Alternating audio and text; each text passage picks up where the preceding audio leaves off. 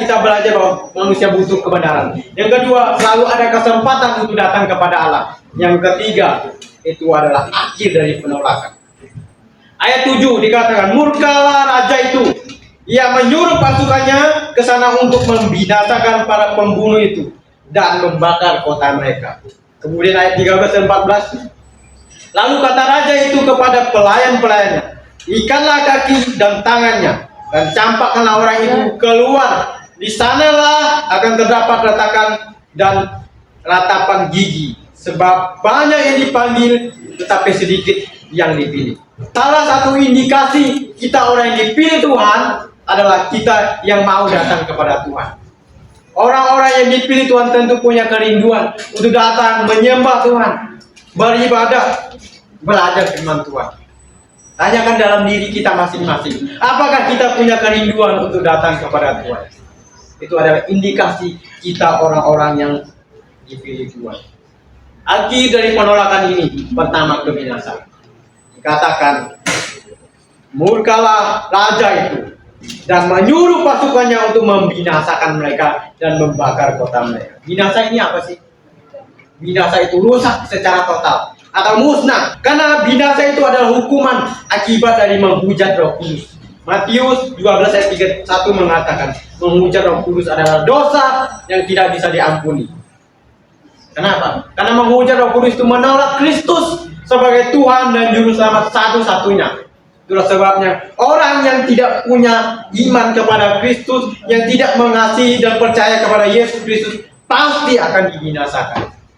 Hanya orang-orang yang percaya Yesus yang bisa masuk ke dalam kerajaan Allah. Orang-orang yang sudah dipilih itu. Hukuman yang kedua atau akhir dari penolakan yang kedua itu kota mereka dibakar. Kota ini melambangkan materi, properti, segala sesuatu duniawi yang materialistik. Dikatakan dibakar, hangus, habis.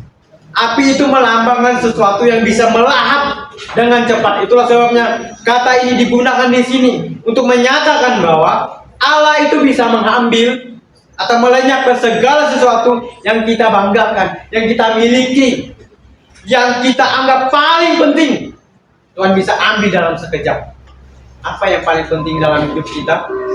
Hartakah? Kepintaran kita? Jangan kira pintar itu bisa selamanya. Tidak, saudara. Tuhan bisa ambil dalam sekejap. Karena kita lebih fokus kepada hal itu. Yang tidak boleh adalah hati kita lebih mencintai harta, lebih mencintai materi itu daripada Tuhan. Tetapi bagian ini mengingatkan kita untuk kita lebih cinta kepada Tuhan, untuk lebih mengasihi Tuhan. Jangan sampai Tuhan ambil semuanya itu, baru kita sadar ternyata Tuhan yang punya segalanya itu.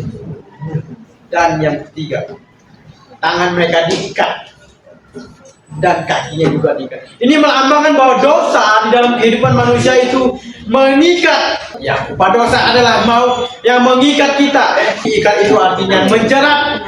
Tidak ada satupun manusia di dalam dunia ini yang bisa lepas dan bisa kabur dari penghakiman dosa. Itulah sebabnya kita membutuhkan kebenaran Yesus itu yang bisa melepaskan ikatan dosa, ikatan kuasa maut itu di dalam hidup kita.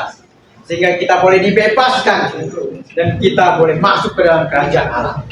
Akibat dari penolakan ini adalah dicampakkan ke dalam kegelapan. Tidak bisa, kegelapan ini melambangkan bahwa no hope, tidak ada harapan lagi. Orang yang dicampakkan itu tidak ada harapan lagi. Kenapa? Karena dia sudah dibuang dari kerajaan Allah dan dia dicampakkan. Kenapa? Karena dia tidak memakai jubah kebenaran itu. Iman kepada Yesus Kristus. Sudahkah kita memiliki iman kepada Yesus? Sudahkah kita benar-benar percaya kepada Yesus yang membuat kita lepas dari kegelapan itu? Kalau belum, mari kita renungkan. Mari kita datang kepada Tuhan, memohon belas kasihan, anugerah Tuhan. Berikan kita iman untuk sungguh-sungguh percaya, mengasihi Tuhan dan hidup di dalam Kristus.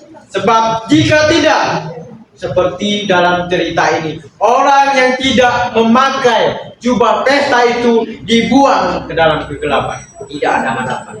Kalau kita tidak punya harapan, percuma. Kita sukses pun percuma. Kita jadi orang hebat, orang pintar pun percuma. Kenapa? Karena endingnya nanti di akhir hidup kita tidak punya harapan. Kita masuk ke dalam kegelapan. Kita dibuang dari kerajaan Allah. Tetapi mari kita, bila kita orang yang sungguh-sungguh percaya, kita memiliki kebenaran itu sehingga kita dibawa kepada terang dan kita memiliki harapan yang